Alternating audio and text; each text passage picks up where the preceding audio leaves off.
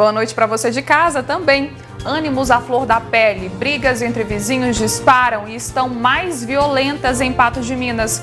Depois de trocas de farpas e reclamações dos moradores do Jardim Paulistano e Cidade Nova sobre casas noturnas, polícia reforça rondas nos bairros. Garoto de 9 anos na luta pela vida está à procura de doador. Patos de Minas registra mais 44 novos casos de Covid-19 em 24 horas. Lagoa Formosa confirma mais 2 mortes. Aumentam casos de jovens com vírus. Estado pede que prefeituras reforcem fiscalização para que a situação não saia do controle. Didi recorre e Justiça mantém decisão que revoga liminar ao candidato de Lagoa Formosa que pedia para suspender rejeição de contas e mais. Um mês depois da data e obra de alargamento ainda não foi entregue pela Prefeitura de Patos de Minas. Produtores rurais apelam a prefeitos para controle de queimadas para evitar que mais tragédias aconteçam. Tem análise de notícias e mais informações. O NTV News está no ar.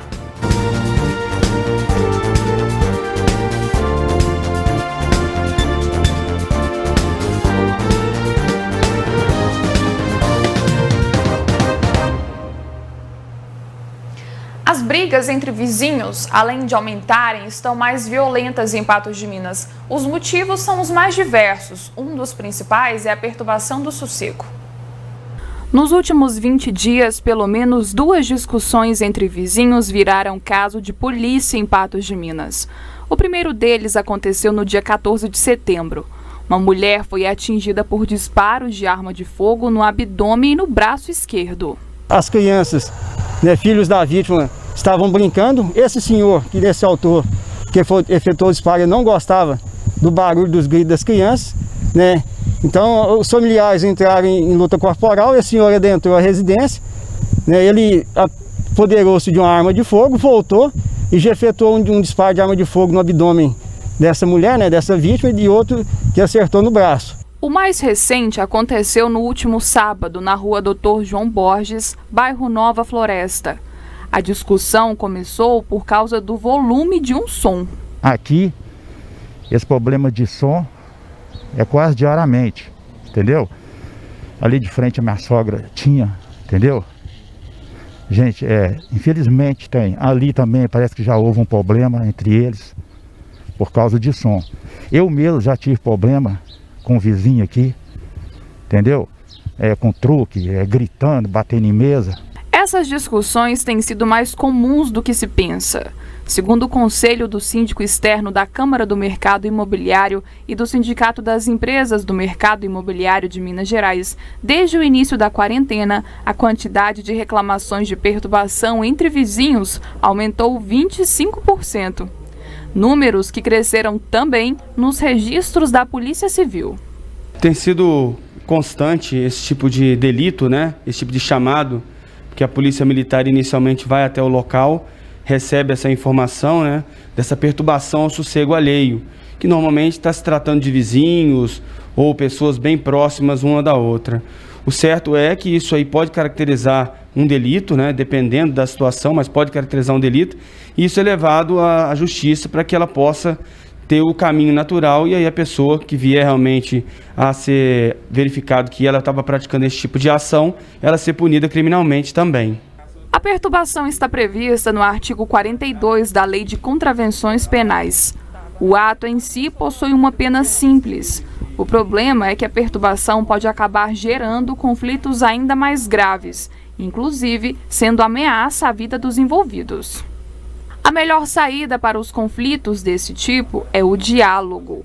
Tanto que a Polícia Civil possui um programa para facilitar acordos entre os vizinhos, o Mediar. Meu projeto Mediar é um projeto institucional, é um projeto que já engloba Minas Gerais, é um projeto padrão, Ele é pioneiro no Brasil, em Minas Gerais, e esse projeto ele é uma junção da necessidade que se vê de se mediar conflitos pequenos para que eles não se desenvolvam em conflitos mais graves, com chegada até muitas vezes até a morte. Então, Então, no projeto Mediar, a pessoa procura a delegacia, a pessoa que está se sentindo aviltada, que está se sentindo atacada, procura a delegacia, né, nesses crimes que eu estou falando, ameaça, perturbação ao sossego familiar, perturbação ao trabalho, busca até a Polícia Civil, faz o boletim de ocorrência. Nós aqui, então, verificamos se ela quer participar do projeto Mediar. Se ela quiser participar, nós, então, colhemos os dados dela, os motivos que ela está se referindo a uma outra pessoa por conta dessa perturbação. E depois nós entramos em contato com a pessoa que estaria fazendo a perturbação, que estaria fazendo ameaça, esse tipo de procedimento, e verificamos se ela também tem interesse em participar. Normalmente, ambas as pessoas, quando a gente apresenta o projeto, elas têm interesse em participar, e a partir daí nós botamos as duas numa mesa, né, juntas, e um policial nosso faz a mediação desse conflito, desenvolvendo técnicas para que o conflito seja diminuído e muitas vezes terminado. Após inúmeras reclamações e manifestos de moradores do Jardim Paulistano e Cidade Nova contra proprietários e frequentadores de casas noturnas nos bairros, a Polícia Militar tem realizado mais operações policiais. Revoltados com a grande movimentação de pessoas, moradores do bairro Jardim Paulistano e Cidade Nova tomaram uma medida drástica no mês de setembro. Eles se uniram, confeccionaram diversos anúncios que ameaçaram de colocar na internet a identificação das placas de veículos de pessoas que frequentam as casas de prostituição nesses bairros. As faixas foram colocadas para chamar a atenção mesmo desses usuários, porque na verdade todas as pessoas estão achando que nós colocamos essas faixas devido à prostituição, mas não é. Nós colocamos essas faixas devido ao atentado violento ao pudor que os moradores têm sofrido, nós colocamos essas faixas devido aos clientes dessas casas estarem perturbando os moradores, urinando na porta dos moradores, muitos assediando crianças, idosos, assediando inclusive mulheres. A minha esposa foi assediada nesse local, passando por esses locais. Diante de tantas reclamações, a Polícia Militar tem realizado diversas operações policiais em ambos os bairros, a fim de coibir práticas de crimes nas casas de prostituição. A população se mobilizou através das redes de proteção, manifestando esse desagrado, inclusive acionando os meios de comunicação, as emissoras, tanto de televisão como de rádio, para manifestar essa insatisfação. Foi feita faixas pela comunidade, demonstrando aí que isso não estava certo, que alguma coisa deveria ser feita, e a Polícia Militar, já verificando esse anseio, essa mobilização da população, também tem o seu papel nessa situação, aonde nós, a partir de então, estamos fazendo operações, batidas policiais e fiscalizações sistêmicas e constantes. De acordo com o capitão Saraiva, durante as operações, vários materiais foram apreendidos e algumas pessoas foram conduzidas para a delegacia. Várias situações. Primeiro, a prática de crimes, que lá também pode ter questão de tráfico de drogas, que é comumente verificado, posse irregular de arma de fogo, e também o crime capitulado, aliás, no artigo 229 do Código Penal, que é manter casas de prostituição, entendeu? Para fins ilícitos e também remuneratórios. Então a gente está verificando essa questão. Desde então, algumas operações foram feitas, proprietários de casas de prostituição foram conduzidos até a delegacia pela prática desse crime. O militar ainda ressalta o apoio da polícia aos moradores e que as operações serão cada vez mais intensificadas. Até mesmo para dar uma resposta para essa população, que eles não estão sós, a Polícia Militar também se sensibiliza com essa situação, com essa desordem, na verdade, que ocorre nesses bairros, né? E estamos aí para qualquer demanda que precisar, principalmente dos moradores ali, reclamações de perturbação do sossego também, que é muito vinculada a essa prática de prostituição. Qualquer demanda que tiver, tanto de iniciativa e também como acionamento, através de acionamento, nós iremos lá tomar todas as providências necessárias. Depois do intervalo, aumentam casos de jovens com Covid-19 e garoto de 9 anos na luta pela vida está à procura de um doador.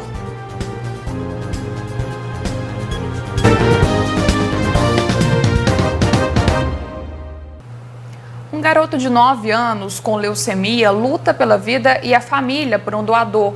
Os dois têm a esperança de que ele vai aparecer e o Pedro voltar à vida normal. Um grande guerreiro, carinhoso, esperto e que adora jogar videogame. Esse é Pedro. Ele tem apenas 9 anos, mas luta contra a leucemia com a força de um campeão. Pedro é o nosso primeiro filho, nós temos 2. E é o tipo de criança que você não reclama.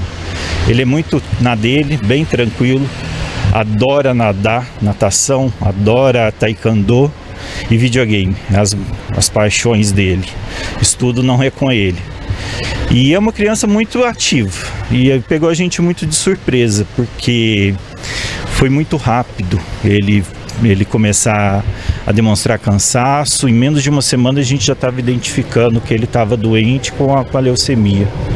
Uma criança bem tranquila, está respondendo muito bem ao tratamento e, por incrível que pareça, ele não reclama tanto, não reclama, apesar de todo o sofrimento, porque tem a quimioterapia, tem a transfusão de sangue, transfusão de plaqueta, que é praticamente agora no final desse ciclo, está sendo praticamente todos os dias, tanto plaqueta quanto sangue. Ele está bem debilitado, mas assim, não reclama. O diagnóstico veio no mês de março. O garoto é da cidade de Lavras, mas veio para Patos de Minas para que os pais pudessem acompanhá-lo em todas as etapas do tratamento. Nós identificamos a leucemia do Pedro em março. Desde março nós estamos aqui no Nossa Senhora de Fátima com ele internado. Aqui, pelo nosso plano, a gente tem direito a 2 acompanhantes. E então tá eu e minha esposa, 24 horas com ele, acompanhando o tratamento. Pedro tem reagido bem aos medicamentos, mas precisa de um transplante de medula e de doações de sangue. O Hemocentro de Patos de Minas está recebendo doadores em nome do garoto. Nós, infelizmente, estamos lidando com a doença num período da pandemia, do Covid. É um período extremamente crítico. Os hemocentros, eles estão com um trabalho bem menor do que eles fazem naturalmente, de atendimento. E isso acaba dificultando bastante as nossas ações. Eu sou do sul de Minas, de Lavras, e a minha família começou a mobilizar bastante em Lavras. Em Lavras a gente está com uma campanha muito forte, tanto para a doação de sangue quanto a doação de medula óssea. E agora a gente está intensificando aqui também, que a gente teve o aval do Hemocentro para um dia apenas de atendimento ao Pedro, que é a quarta-feira no período da tarde. Então a gente está começando a intensificar bastante também a campanha aqui na região do Alto Paranaíba. O recado foi dado através do pai, mas o PP reforça o pedido. Em março, descobri que tenho leucemia. Já comecei o tratamento e estou reagindo bem aos medicamentos, mas mesmo assim, meu médico diz que eu preciso de um transplante de medula óssea. Meus pais e meu irmão não são 100% compatíveis, por isso estou aqui para pedir a sua ajuda. No hemocentro mais próximo de você, faça seu cadastro para ser doador voluntário de medula óssea. Ter dúvida, entre no site do Redome, lá tem todas as informações. Me ajude a ser meu herói. Obrigado e um abraço a todos. Esquece de seguir o Esquadrão PP nas redes sociais. Quem puder ajudar o PP pode procurar o Hemocentro aqui de Patos de Minas, na Rua Major Gotti. A nossa torcida é para que esse doador seja encontrado o mais rápido possível. Em resposta ao jornalismo da NTV sobre a quantidade de jovens com Covid-19, o governo de Minas pede cautela e cuidados. Em Patos de Minas, 53% dos infectados em 9 dias foram entre pessoas de 10 e 39 anos. Em várias cidades, é possível ver cenas como essas enviadas ao jornalismo da NTV.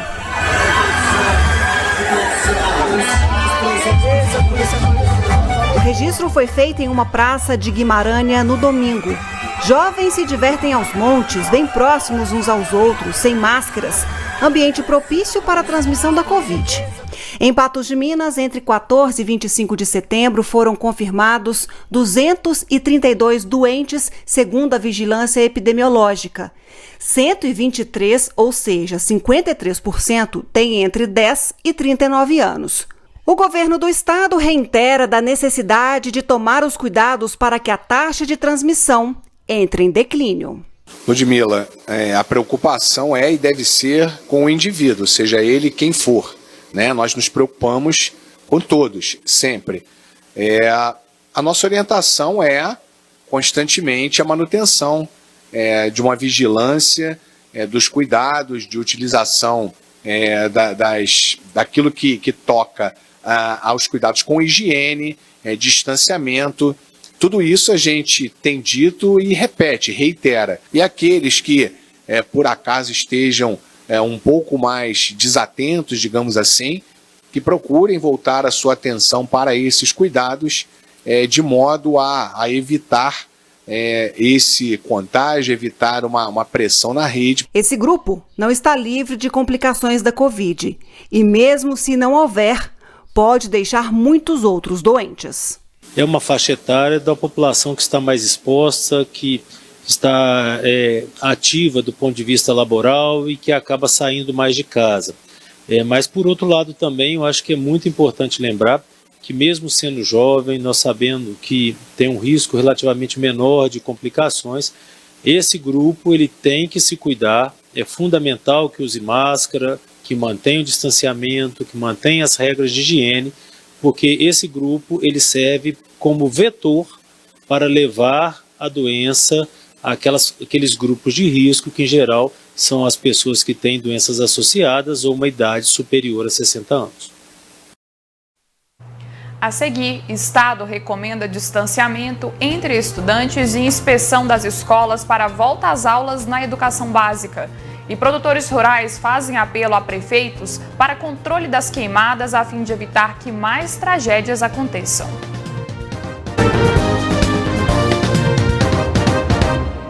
Na semana passada, o governo de Minas anunciou a volta às aulas presenciais na educação básica para as macro-regiões na Onda Verde.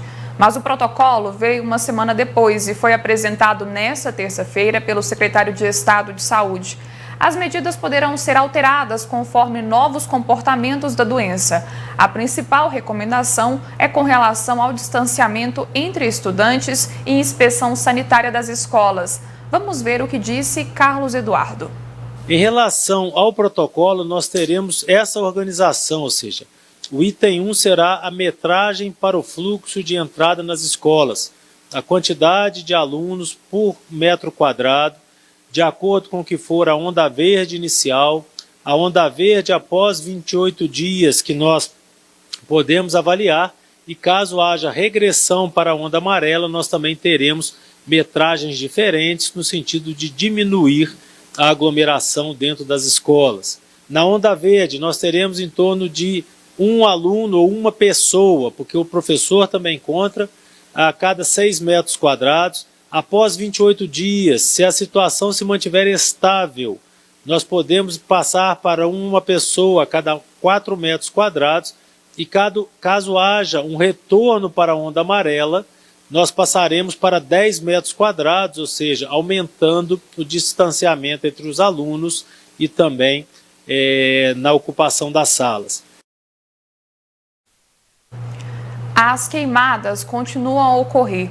Fazendeiros na região de Areado fazem apelos ao poder público para conter focos, principalmente às margens de rodovias.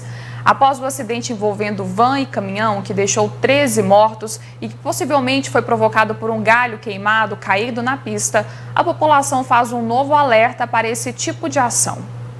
Na região de Areado, moradores e proprietários de fazenda estão indignados. É que a rodovia que corta a região é frequentemente tomada pelas chamas. No último fim de semana, segundo eles, um possível incêndio criminoso foi provocado na rodovia LMG 743. Tem um maldoso que põe, sem a gente ver, né? Ó, que vem um fogo, riu todo mundo aí para apagar. Tem de corpo bombeiro, tudo mesmo, o corpo bombeiro chegou, já tinha apagado fogo na serra ali. Mas tem hora que vem, não dá conta de reunir todo mundo, né? Mas essa serra é difícil, viu, cercar fogo nela. Tem que ser fogo cercando fogo.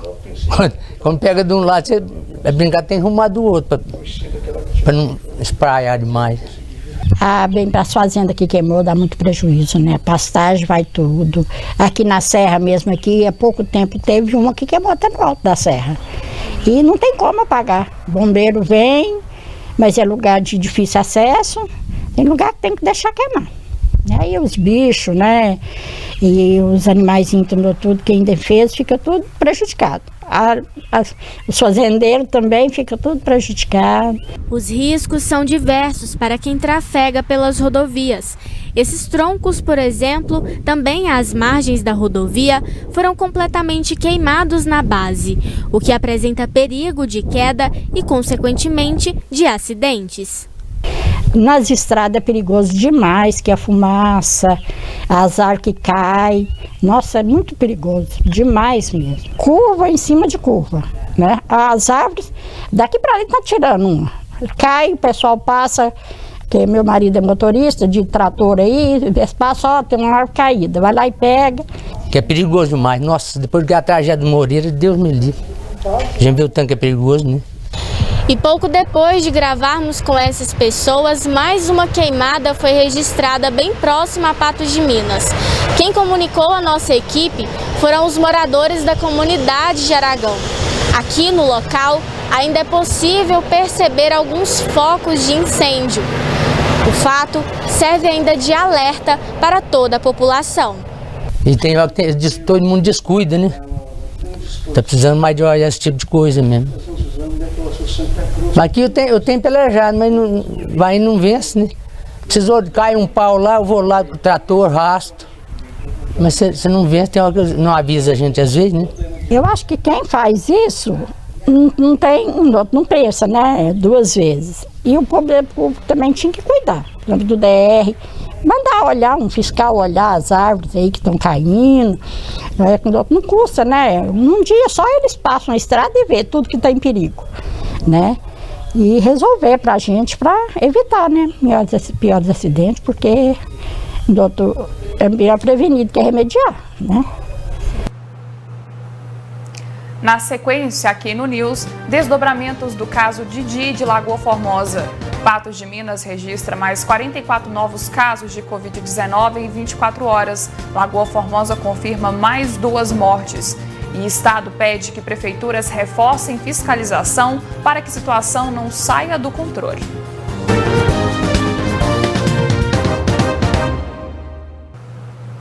Estamos de volta com o NTV News e agora é hora de comentar as principais notícias de Patos de Minas e região na análise da notícia. Quem fala comigo é a jornalista Ludmila Bahia. Oi, Ludmila, boa noite. Boa noite, Jéssica. Boa noite para todos que acompanham o NTV News. Vamos bater papo, conversar, analisar algumas notícias de destaque desta terça-feira. Tem muito assunto aqui para a gente discutir. Vamos começar pelo enfrentamento à pandemia, analisando os dados do coronavírus aqui em Patos de Minas e em algumas cidades da região. Começando aqui por Patos de Minas, né? A gente faz aquela análise do dia anterior e em relação à data de hoje. E a gente tem aumento aí no número de casos. A gente viu, Ludmila, que na semana passada a gente teve uma média menor de casos. Inclusive hoje, né, foram somente hoje 44 novos casos de coronavírus. Um número que preocupa, né? Preocupa junto também, Jéssica, quando a gente analisa que aumentaram também os números de pessoas internadas com Covid-19. Aí são pessoas confirmadas da doença. A gente tem mais 44 casos, mais 4 pessoas internadas, mais uma pessoa aí em leito de UTI, mais pessoas se recuperando em casa e, como é de se esperar também, mais pessoas tratadas da doença. Então, a gente percebe claramente que a Covid engrenou uma curva acentuada em Patos de Minas que está difícil de declinar, está difícil de baixar esses números aí. Olha só, quando a gente analisa a taxa de ocupação hospitalar, que é outro parâmetro importante para a gente entender o comportamento e a evolução da doença, aí a gente tem pessoas internadas entre confirmadas e suspeitas. Com relação a ontem, a gente tem mais uma pessoa internada ocupando aí leito de UTI. Com isso, a gente tem alteração aí também nos percentuais de ocupação.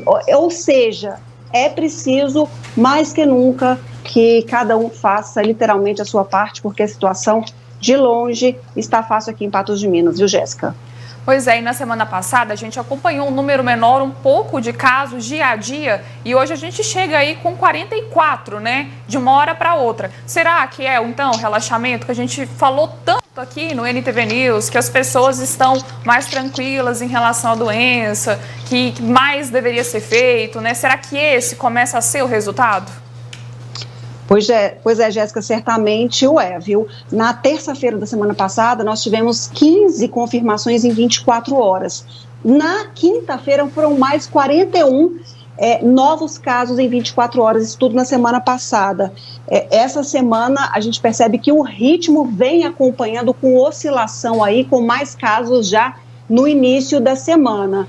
É aquela questão, a gente tem aí as atividades econômicas flexibilizadas, mas agora o pedido é para que todas as pessoas tomem os cuidados e não relaxem junto com as medidas relacionadas às atividades econômicas, porque senão a situação complica e daqui a pouco a gente pode ter uma medida mais severa com relação às próprias atividades econômicas. Isso é muito claro quando o Estado diz, olha, a gente não tem nenhum pudor em retroagir qualquer que seja a macro ou a micro quando a gente perceber que a situação não está como a gente espera com relação aos parâmetros. Então, é hora de todo mundo, empresas também, que daqui a pouco a gente vai falar sobre isso, porque tem algumas empresas aí que também dão de ombros aí para a Covid-19.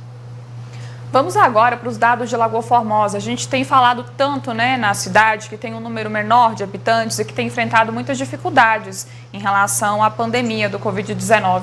Ludmila, a gente tem aumento de mais alguns casos e outro número que infelizmente foi apresentado nesse boletim é em relação aos óbitos, né?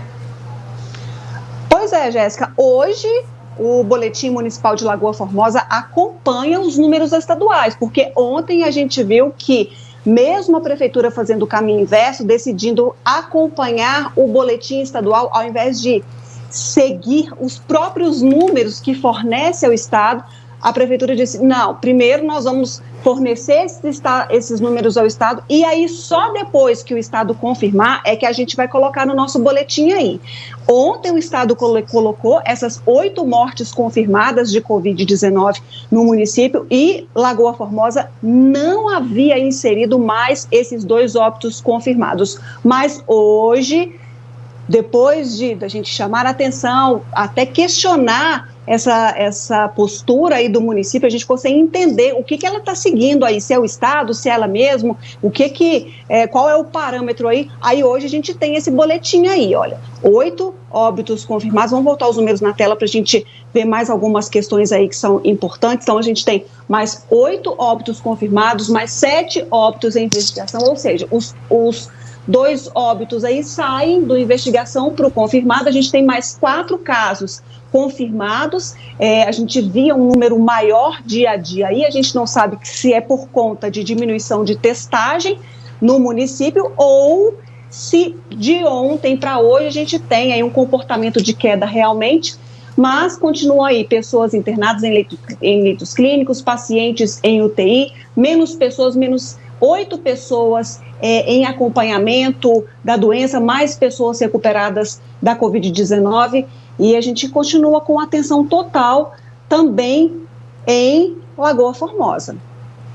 Pois é, Ludmila, só acrescentando algo mais aqui que me chamou a atenção, inclusive no início da noite, é que um grupo de pessoas, né, se movimentou para tentar arrecadar uma verba para repassar para o lar de idosos de Lagoa Formosa, só para parabenizar esse grupo de pessoas aí em Lagoa que conseguiu um montante muito bom e eles estão muito empenhados, né, nessa causa. Foi um fato que chamou muita atenção, que entristeceu muito a cidade e esse grupo de pessoas aí está mobilizado nessa causa, foi um grande movimento mesmo.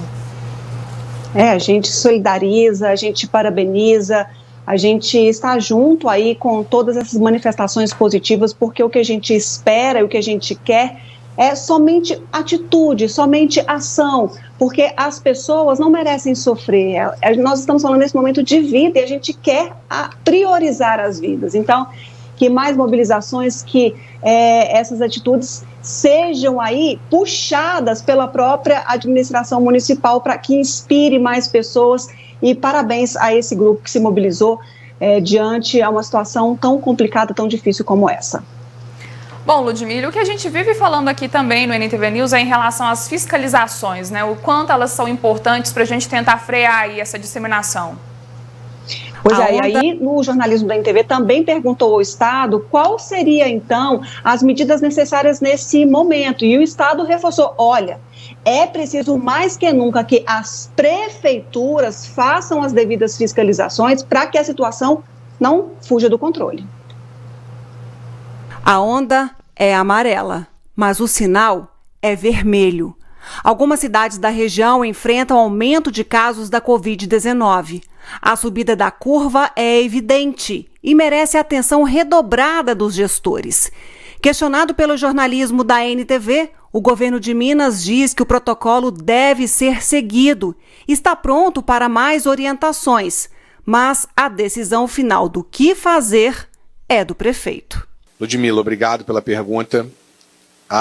O programa Minas Consciente, ele procurou, sempre de modo dialogado, estabelecer protocolos a serem observados pelos municípios, ficando a decisão local e também a observância e até a fiscalização desses protocolos a cargo desses municípios. Em havendo alguma situação que exigisse algum cuidado adicional, ou se os indicadores de determinada região nos chamassem a atenção, o que nós temos feito é conversar com os gestores locais, procurar entender o que poderia estar acontecendo naquela região e que poderia estar impactando, atingindo esses indicadores, provocando o aumento dos casos de Covid, a ocupação dos leitos. O que a gente procurava sempre fazer, e temos procurado fazer, é orientar esses municípios nesse sentido, relembrando que as decisões caberiam aos municípios. Nós sempre orientamos aos gestores municipais que eles sejam mais conservadores, né, que efetivamente se preocupem com o risco da disseminação crescer muito rápido e nós perdemos o controle. Os casos aumentam e, mesmo assim, muitos espaços seguem em aglomerações. Festas em área pública em Guimarães, na largada eleitoral em Lagoa Formosa, dentro dos ônibus em Patos de Minas. Essas imagens são de segunda-feira, da linha Colina. Essas, de terça-feira, linha Gramado. O decreto municipal diz que a quantidade de passageiros deve ser limitado ao de cadeiras. Entretanto, a Pássaro Branco parece não obedecer e roda assim, com ônibus lotados. O governo de Minas reforça: é preciso fiscalização. Por óbvio que, havendo a fiscalização que cabe ao município e caso haja algo que destoe desses protocolos, é necessário que o município aumente esta fiscalização para que a situação em determinado local não saia do controle. Pois é, Ludmila, a responsabilidade aí está bem clara, né? Ações têm que ser tomadas e principalmente pelas prefeituras. Exatamente, o Estado, ele promove ações coordenadas no enfrentamento à Covid, mas cabe ao gestor, ao prefeito, decidir o que vai fazer localmente, porque estamos, além de um estado diverso, com uma extensão territorial enorme, a gente vive situações muito diferentes entre uma cidade e outra. Então o Estado fala, olha, prefeito, é sua responsabilidade, porque a realidade é você quem está vendo. Então é o senhor quem tem que tomar todas as medidas. Caso necessário, pode pedir o nosso auxílio, pode pedir a nossa orientação, mas cabe ao senhor saber o que é melhor para a sua população. E olha, Jéssica, parece que nem todos estão muito preocupados, não. Realmente.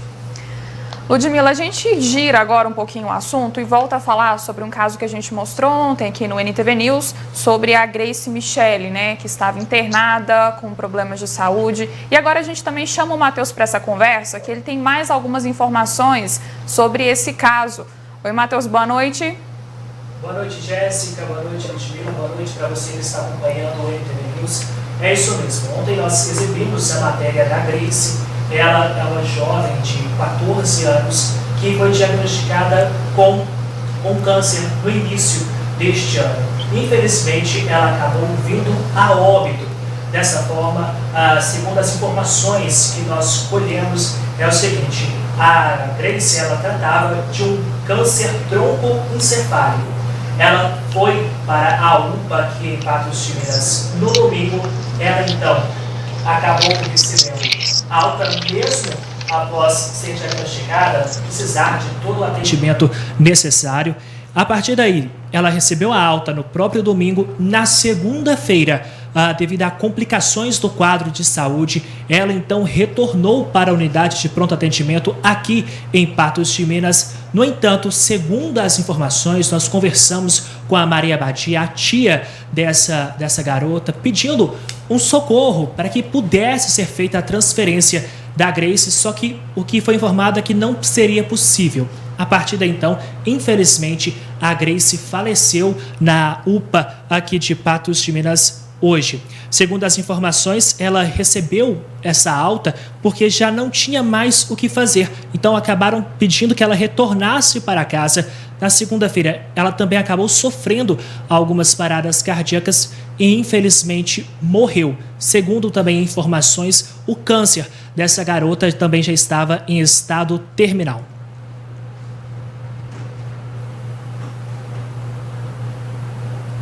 Todo mundo que acompanha o NTV News com essa história aí, com esse desfecho e com essa resposta dada. Porque não é porque a pessoa está em um estágio terminal que ela merece simplesmente ser abandonada. A família que se vire, ela que se vire com a dor, que cada um fique para lá, porque tem outra pessoa a ocupar uma vaga. Que situação é essa? Que falta de compaixão com o próximo é essa? E a dor dessa garota? E a família que lá estava tentando o tempo todo buscar aí uma solução para esse caso?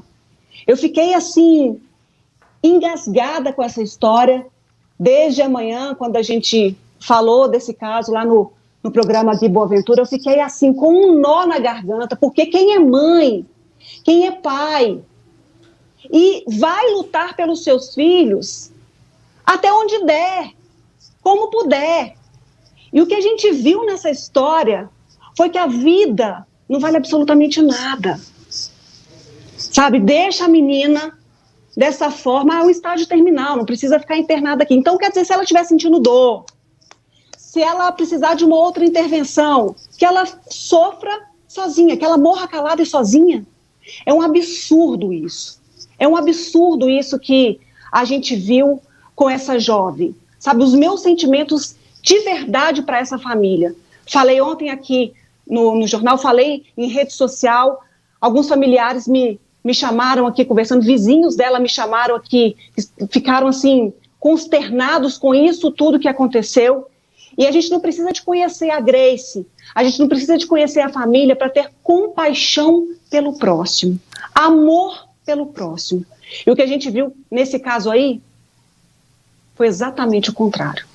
Os meus sentimentos a essa família. A gente espera que o sistema de saúde reveja isso tudo, porque a Grace não é um número. A Grace era uma jovem. A Grace deixou saudade, marcou a vida de muitas pessoas. Ludmila, Jéssica, a informação que nós obtivemos devido a essas altas que a Grace vinha recebendo é porque já não dava mais para fazer nada. E a partir daí, a informação de uma pessoa lá dentro da UPA é que eles davam essa alta para que ela pudesse falecer em casa. Tá, e aí ela falece em casa sem nenhum parâmetro, você não sabe se a menina está com dor, se não está, se pode ajudá-la de alguma forma. Então, quer dizer, fica lá jogada e ela que morra para lá sentindo dor ou sem dor, é isso?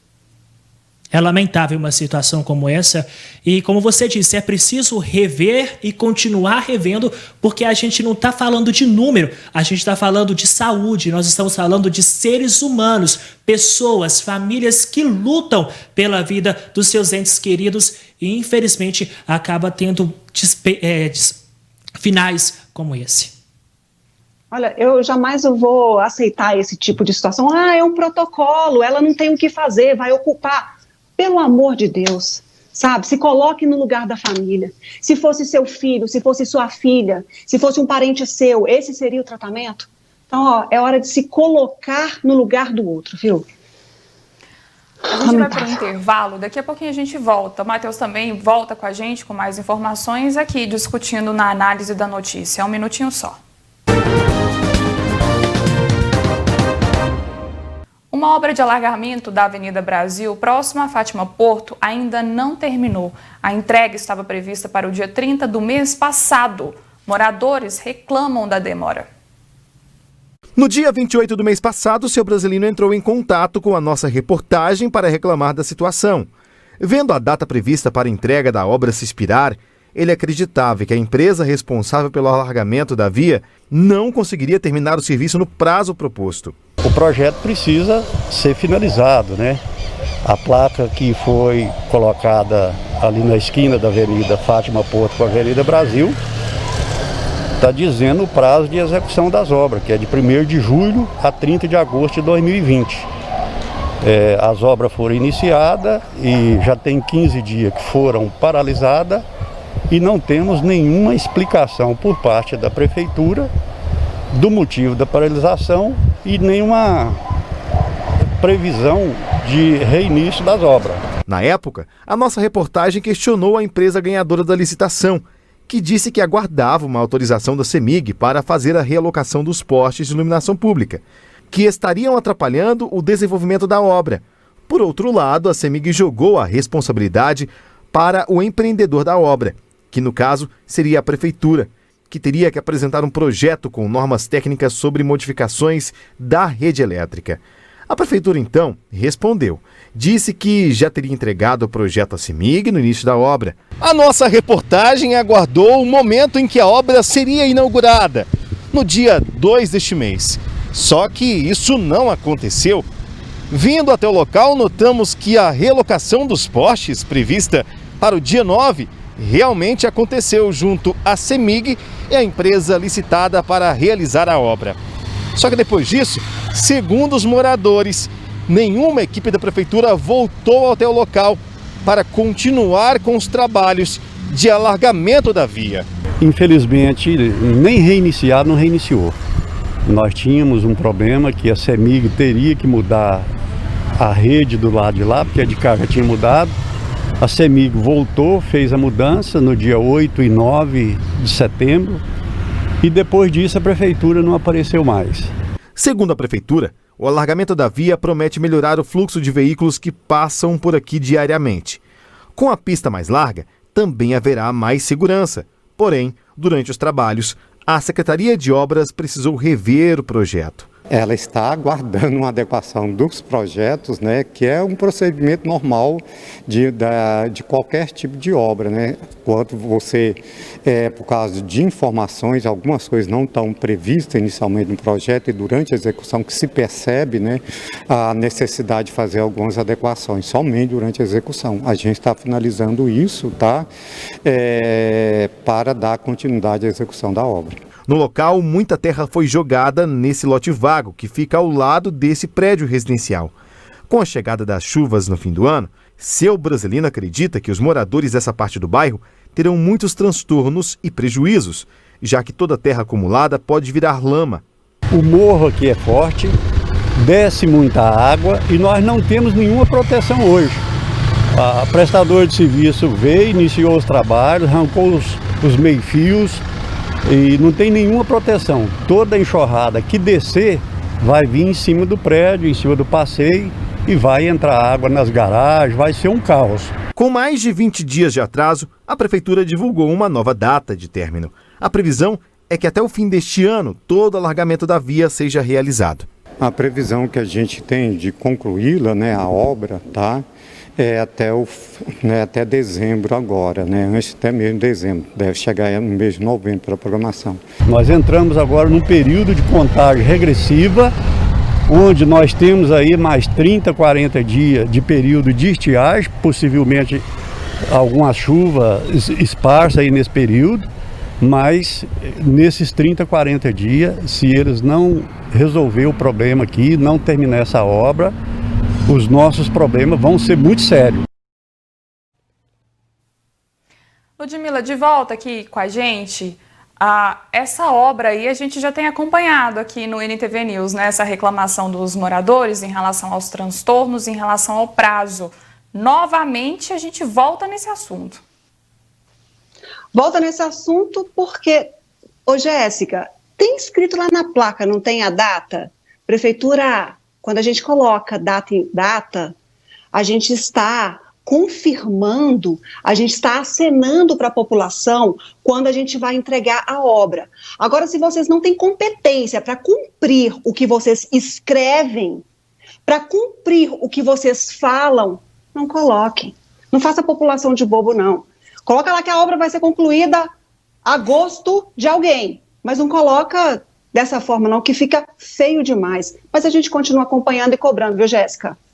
É isso aí, essa data foi colocada então como mera especulação mesmo, um enfeite mesmo, né, na obra, se não é respeitado. Eu não sei para quê, se não tem competência para seguir, Prefeitura de Patos de Minas, é melhor não colocar. Cumpre lá o cronograma, o dinheiro está em caixa, vai lá e cumpre e fica menos feio para vocês.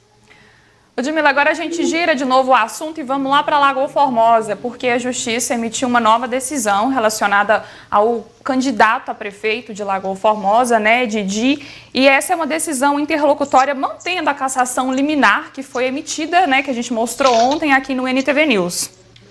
Pois é, ontem a gente mostrou aí que o Didi, ele tinha entrado aí com uma ação pedindo que fosse mantida a liminar sobre a rejeição de contas feita pelos vereadores lá em 2011. Aí o Didi, ele solicitou a reconsideração do juiz, porque o juiz falou, olha, tem alguns problemas que nós entendemos aqui, o juiz de primeira instância da 4ª Vara Civil de Patos de Minas, ele identificou alguns problemas e o Didi, então, pediu a reconsideração que a gente acabou de ver aí, o documento e a decisão do juiz, mas uma coisa que a gente tem que falar é que ele manteve primeiro, né, essa decisão, o pedido de cassação dessa liminar com relação à rejeição de contas do Didi, mas isso não significa que a candidatura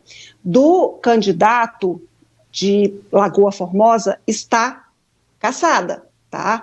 Tem alguns parâmetros ainda, tem alguns caminhos a serem percorridos até que seja dado esse parecer. Ao que a gente entende, porque questionamos o candidato que por enquanto disse que não quer se manifestar sobre o assunto, questionamos o advogado dele que também disse a mesma coisa, que por enquanto não quer se manifestar, é que dependendo do desfecho eleitoral, pode haver problemas com resultado. Então, é uma maneira aí de sanar esses problemas para que não haja nenhum intercurso daqui para frente. Essa decisão pode sim provocar problemas, mas vai depender de outros entendimentos, já que, conforme o advogado do Didi disse ontem, ele recorreria conforme recorreu, mas ainda é uma decisão que cabe recurso. Segundo a lei da ficha limpa, Jéssica, para que essa candidatura seja cassada com relação às contas aí, é preciso outros parâmetros, outras questões aí, conforme eu falei, como, por exemplo, a rejeição de contas ser tratada como insanável, ou mesmo encontrados vícios que configurem dolo de improbidade administrativa. Então, são questões que devem ser analisadas, que a gente não conseguiu saber se na petição inicial tem essas questões ou não. Então, é um pouco difícil da gente falar a fundo desses problemas, mas que é um risco, é óbvio que e a gente continua aí acompanhando esse desfecho que coloca o Didi é uma situação complicada, visto que a gente tem um curto tempo aí até as eleições, e ao invés de focar somente em campanha, tem que ficar aí preocupado em resolver esse problema de rejeição de contas verificado pela Câmara de Lagoa Formosa lá em 2011. Vamos ver aí o que acontece daqui para frente. Isso mesmo, cabe à justiça, né, entender então qual foi a causa dessa rejeição de contas, e agora, provavelmente, esse caso vai para a justiça eleitoral, né, que deve então manifestar se o Didi pode ser então considerado um candidato a ser eleito ou não, se ele é elegível ou não nesse caso. E essa decisão então deve sair nos próximos dias. Porque quando se trata de justiça eleitoral é tudo muito rápido. O recurso foi apresentado ontem, hoje já teve o novo entendimento do juiz. Vamos girar o assunto de novo e agora o Matheus Borges volta com a gente aqui na conversa, que ele tem algumas novidades em relação ao homicídio registrado em Presidente Olegário. Matheus?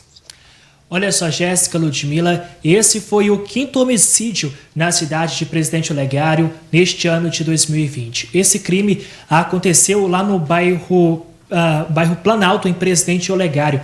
A vítima foi identificada como Maicon Sander Luiz Silva. Ele estava na rua João Abelho quando então foi atingido por 4 disparos de arma de fogo. Esses tiros acabaram acertando o peito, a axila e também a cabeça da vítima. A partir daí, apurações foram feitas, levantamentos, rastreamentos e a polícia acabou chegando a um homem de 25 anos. Ele foi preso no bairro Aeroporto, lá da cidade, e a partir daí ele foi preso ontem e ficou preso até ao meio-dia de hoje. Após isso, segundo a advogada dele, ele foi liberado, porque, segundo o delegado que atendeu todo este caso, não se encontraram provas para que a prisão deste suspeito fosse continuada a partir daí. A esposa também deste homem foi ouvida. A partir daí, então, se levantaram informações, segundo a própria advogada, que este suspeito, na hora do crime, estaria em casa.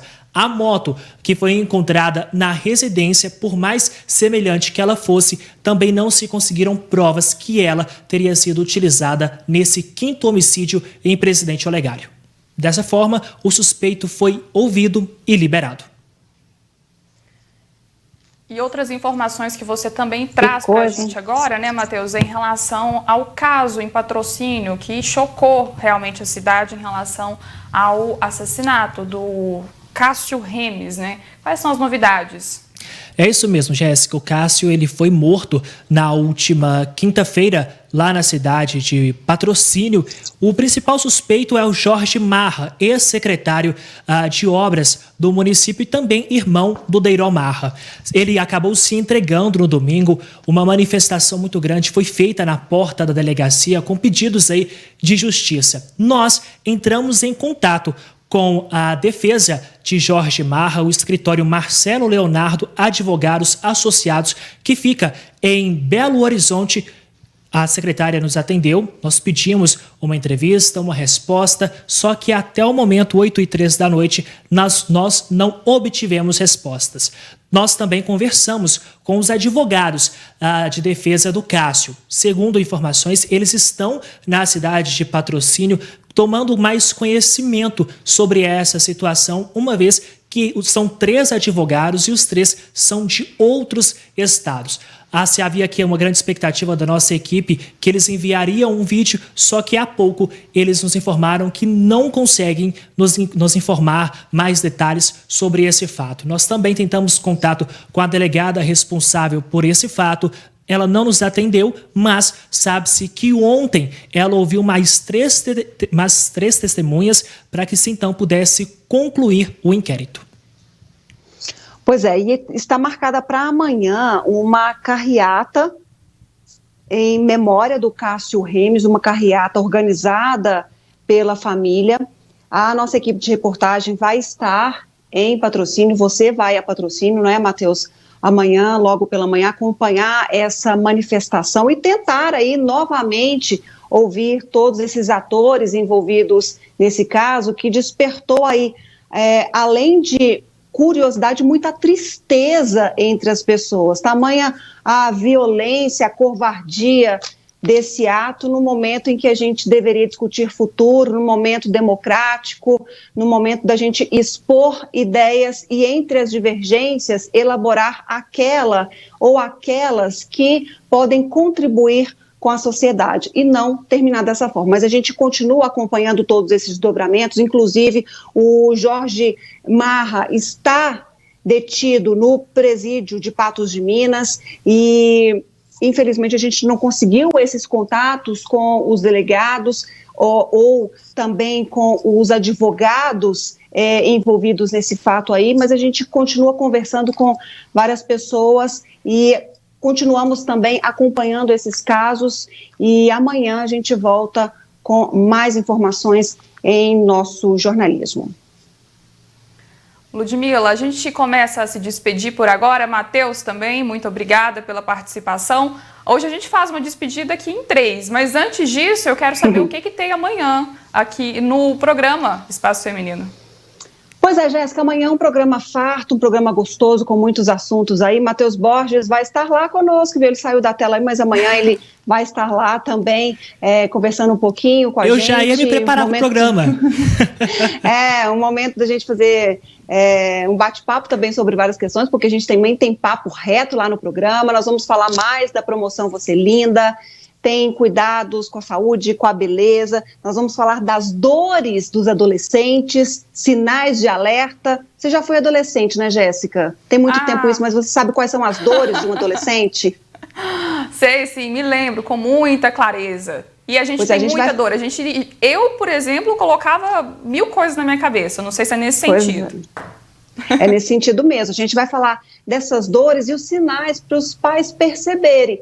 E ainda mais agora nesse período de que tudo que está ainda mais acelerado, está ainda mais evidente, a gente vai discutir essas questões também amanhã, a partir das 18 horas, no Espaço Feminino. Tô ligada. Muito obrigada, Ludmila, Matheus, pela participação. A gente encerra, então, o NTV News de hoje. De volta com mais informações amanhã, às 19 horas, e eu te espero. Tenha uma ótima noite.